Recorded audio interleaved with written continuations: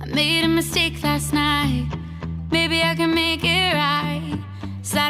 Magandang araw mga kabahay! Gagawa po tayo ngayon ng Pande Kape. No need to be mad.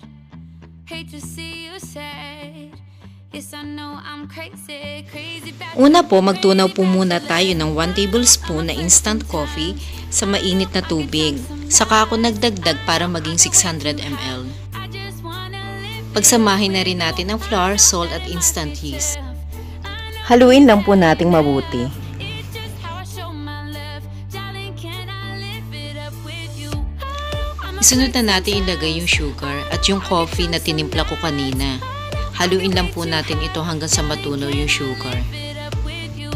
Haluin lang po natin mabuti para magsama-sama yung mga ingredients. It's just how I show my love. Darling, can I live it up with you? Panghuli, ilagay na natin yung shortening natin. Mamaya po gagamitan ko na to ng kamay sa pagmamasa. Pero pwede ho kayong gumamit ng stand mixer kung tinatamad po kayong magmasa.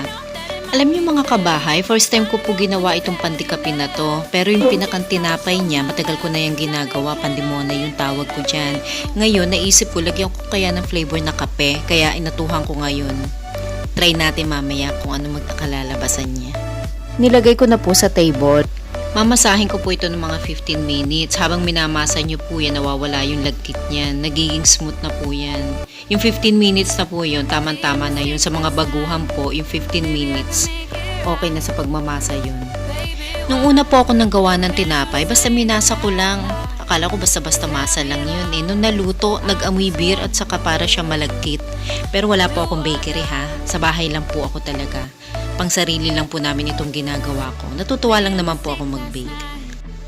Ayan, okay na po ito. Doon sa bowl na pinaghaluan natin kanina, doon na rin natin ilalagay. Pahidan lang po natin ng oil para humaiwasan yung pagka-dry habang pinaalsa natin. I-rest lang po natin ito ng mga 1 hour. Crazy bachelor. I know I'm a flirt sometimes. I know I get drunk. After 1 hour, eto na, umalsa na yung ating dough. Hindi na po ako nagpa-punch down. Ang ginagawa ko po, pinepress ko na lang ng mga daliri para mawala yung mga natrap na hangin sa loob niya. Ikakat na ho natin ito. Ikat ko po siya ng 50 grams bawat piraso. Pero nasa sa inyo po kung anong gusto niyo. Yung pangkaraniwan laki po ng mga monay, kung tawagin natin, 60 grams po yun. Pero ako 50 grams, okay na po ito. Pagkatapos po natin ikat, bibilugin ko naman ho yan isa-isa. Gayahin nyo na lang po kung ano yung ginagawa ko. Hindi naman po ito mahirap, basta bilugin nyo lang. At dapat sa parting ito medyo mabilis tayo kasi para hindi nadadry yung dough. Habang nahahanginan po kasi ang dough, nadadry po yan. Kaya minsan huwag kayong gagamit ng electric fan pag kayo nang gagawa ng tinapay. Pagkatapos ko pong bilugin, iro-roll ko naman ho ito sa breadcrumbs. Etong breadcrumbs, napakatipid po nito. Huwag nyo hong itatapon yung pagkatapos yung gamitin. Ang ginagawa ko, sinasala ko lang, tapos nilalagay ko na sa ref. Ready na uli siyang gamitin sa susunod.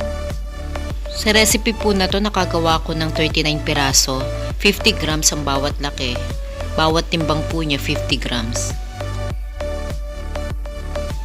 Ayan, okay na po siya. Natapos na ho natin. Ire-rest lang ho uli natin ito ng 1 hour hanggang sa dumoble yung laki niya. Takloban po natin ng towel or kahit na anong plastic wrap, pwede rin po. After 1 hour, ito na po itsura niya. Dumoble na yung laki. I-bake na po natin ito.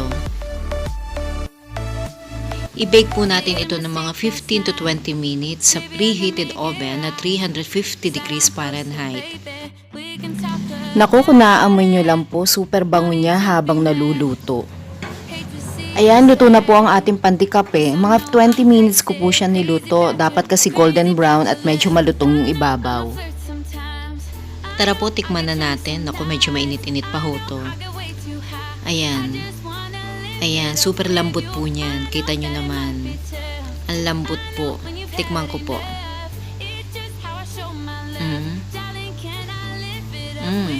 Masarap po. Very light po yung lasa ng coffee. Yan po yung gusto ko. Pero nasa inyo po yan kung gusto nyo dagdagan. Medyo matapang yung kape. Pwede kayo magdagdag siguro ng half tablespoon.